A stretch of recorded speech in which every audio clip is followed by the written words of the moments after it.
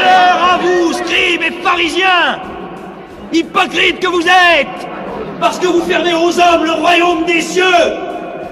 Vous n'y entrez pas vous-même, et vous n'y laissez pas entrer ceux qui le désirent. Conducteurs aveugles. Vous coulez un insecte, et vous avalez un chameau. Vous pliez devant la lettre de la loi, et vous trahissez le cœur de la loi. Justice, miséricorde, fidélité. Vous ressemblez à des sépulcres blanchis, qui paraissent beaux au dehors, mais qui au dedans sont pleins d'ossements, de morts et de toute espèce d'impureté. Vous voyez ces pierres? Eh bien, je vous le dis en vérité, il ne restera pas ici pierre sur pierre qui ne soit renversée. Votre maison sera laissée triste et déserte. Elle sera le domaine des lézards et des araignées.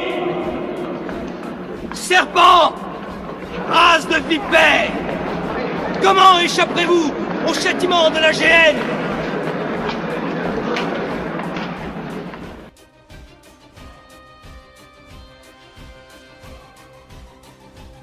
L'œcuménisme, 100% anti-biblique. Galates 2, 14. Le culte selon la tradition des hommes, 100% anti-biblique. Marc 7, 7. Et Jérémie 17, 5. L'adoration à Marie, 100% anti-biblique. Matthieu 22, 37, et Exode 20, 3. La confession aux prêtres, 100% anti-biblique. Jean 14, 6, et 1 Timothée 2, 5. Les images taillées, 100% anti-biblique. Exode 20, 4, et Acte 17, 29. Maintenant la question est, d'où viennent les origines de l'Église catholique romaine? Premièrement, si l'Église catholique s'appuie réellement sur les Saintes Écritures, comment est-ce possible qu'il y ait autant de contradictions, et des choses qui ont été rajoutées à la parole de Dieu? Tout simplement parce que le catholicisme romain n'est d'autre qu'une fausse foi, qui ne vient donc pas de Dieu, une invention de Satan créée par l'intermédiaire des hommes, afin de tromper des millions de personnes. Et malheureusement, aujourd'hui, les hommes préfèrent se fier aux mensonges du système catholique, et écouter les sermons des prêtres, que de directement lire la Bible qui est la parole vivante de Dieu. Deuxièmement, maintenant, il est très important de montrer ses véritables origines, afin que toute personne qui se dit encore catholique, n'est pas sur le chemin du Seigneur Jésus-Christ, mais sur le chemin de la perdition. Voici les véritables origines de l'Église catholique romaine, qui vous laisseront stupéfaits. Et j'espère fortement que vous laisserez vos cœurs ouverts aux vérités que vous verrez, et au Seigneur Jésus-Christ qui vous parlera intérieurement.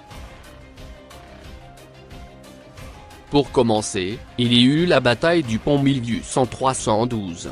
D'où l'empereur romain Constantin a prétendu avoir eu une vision de la croix. Sachant qu'à l'époque, l'Empire romain commença à s'effriter de toutes parts, l'empereur Constantin a eu pour idée de créer un nouvel ordre mondial. Et comme à l'époque le christianisme devenait une entité dominante, alors il s'en est servi comme pilier pour ses ambitions politiques, dans le but de créer une seule unité de peuple. Sachant qu'à l'époque, il y avait encore plusieurs religions païennes comme le mitraïsme, le gnosticisme, le zoroastrisme, ainsi que des pratiques babyloniennes et égyptiennes. Et comme l'ambition première de Constantin était l'unité, car sans unité, il est très difficile de gouverner. Oui, Constantin n'avait pas du tout des idées pour plaire à Dieu, mais juste des idées pour ses intérêts politiques. Il élabora donc son plan de convoquer le concile de Nicée en 325. Tous les prêtres les plus influents étaient rassemblés avec Constantin lors de ce syncrétisme religieux, qui aujourd'hui porte le nom de catholicisme. Et pour ceux qui ne savent pas, le terme catholicisme vient du grec katholikos, qui signifie universel. Oui, universel, car pour garder l'unité de tous les peuples, Constantin a gardé toutes les autres religions païennes pour ne pas heurter aux diverses sensibilités, telles que le mitraïsme, le gnosticisme, le zoroastrisme, et des pratiques telles que des rites babyloniens et égyptiens. Il faut aussi savoir que ce syncrétisme mensonger a été absorbé sous l'autorité papale, qui a pris le pouvoir et beaucoup d'argent afin de s'affirmer définitivement, jusqu'au cours du IXe siècle. du pouvoir et de l'argent, voilà sur quel principe s'est fondée l'Église catholique romaine. Mais également sur la manipulation humaine. Car rappelez-vous que Constantin voulait créer un nouvel ordre mondial, afin de créer une seule unité de tous les peuples de religions différentes. Donc l'Église catholique s'est fondée sur 3 principes abominables devant le Seigneur, sur une question de manipulation humaine, sur une question de pouvoir, et sur une question d'argent. C'est qui est totalement contre la parole de Dieu. Aujourd'hui à travers ces informations, Jésus vous dit, 2 Corinthiens 6, 17, « C'est pourquoi, sortez du milieu d'eux et séparez-vous, dit le Seigneur.